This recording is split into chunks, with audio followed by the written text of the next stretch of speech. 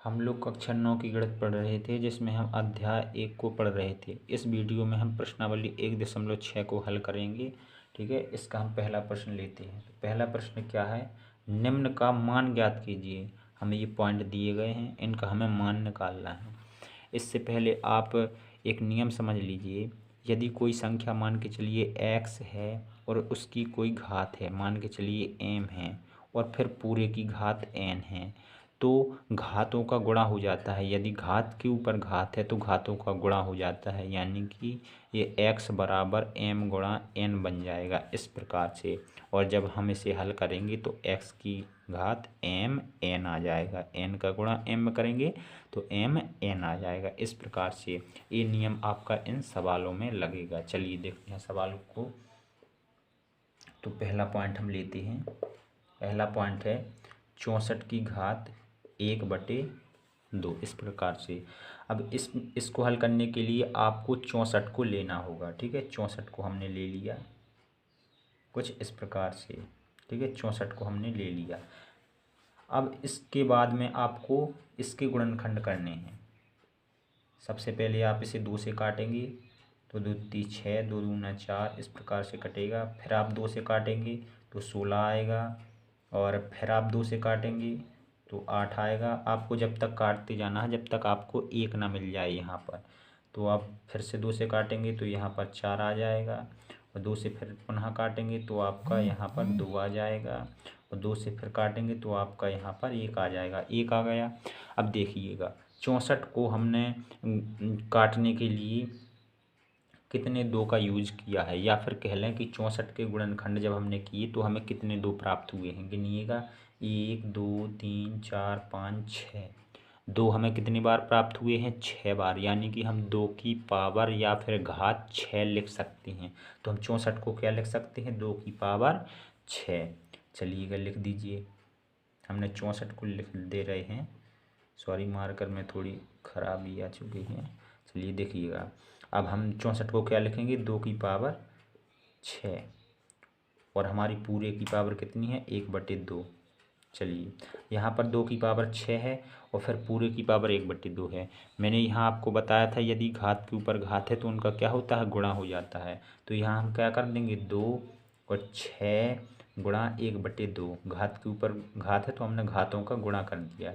चलिएगा अब हम 2 से 6 को काटेंगे, 2 2 3 6, तो 2 की पावर कितनी बची, अब 3, और गुणा 1 बची, और 3 और 1 का जब हम गुणा करेंगे तो हमें 3 मिलेगा। 2 की घात 3, 2 की घात 3 का मतलब है 2 को हम 3 बार गुणा करेंगे इस प्रकार से, और जब हम गुणा करेंगे तो हमें मिलेगा 8। इस प्रकार से ये पहले पॉइंट का मान निकल कर आ जाए। इस प्रकार से हम दूसरा पॉइंट हल करेंगे। तो दूसरा पॉइंट है हमारा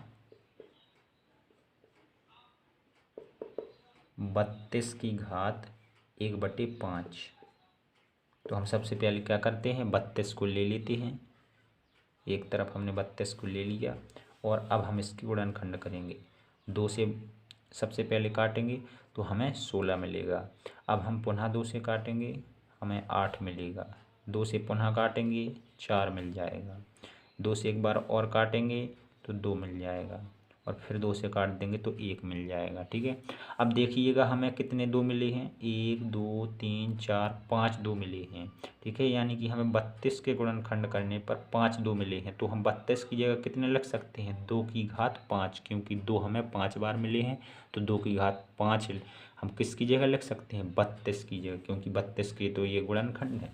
तो चलिएगा यहाँ पर करिएगा, 32 की जगह हमें कितना लिखना है, 2 की घात 5, और यहाँ पर पूरे की घात कितनी है, पूरे की घात है हमारी 1/5। तो हमने 1/5 लिख दिया। अब देखिएगा घात के ऊपर घात का गुणा होता है, तो 5 यहाँ पर है और 1/5 यहाँ पर है, तो इनका हमने गुणा कर दिए। ये 5 से 5 कैंसिल हो जाएंगे, 2 की घात 1 बची। 2 की घात 1 का मतलब 2 केवल एक बार, तो 2 हमने एक बार लिख दिया, और ये हमारे दूसरे पॉइंट का मान हो जाएगा, और आंसर भी, या फिर हम इसे पॉइंट देखिएगा। तीसरा पॉइंट है हमारा, तीसरा पॉइंट है 125 की घात 1/3। सबसे पहले हम 125 को लेंगे, यहाँ पर इसके गुणनखंड कर लेंगे।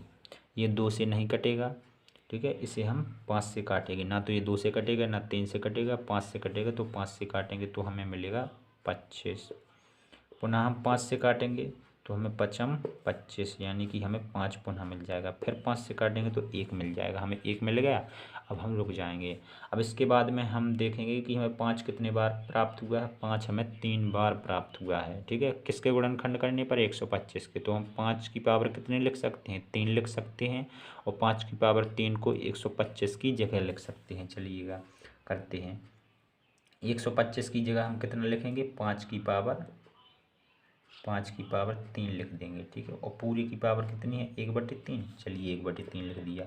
अब घात के ऊपर चूंकि घात का गुणा होता है तो हम घात के ऊपर घात का गुणा कर देंगे, और 3 से 3 को कैंसिल कर देंगे। अब 5 की पावर कितनी बची, 1 बची। चलिएगा 5 की पावर 1, और 5 की पावर 1 का मतलब होता है 5, ठीक है।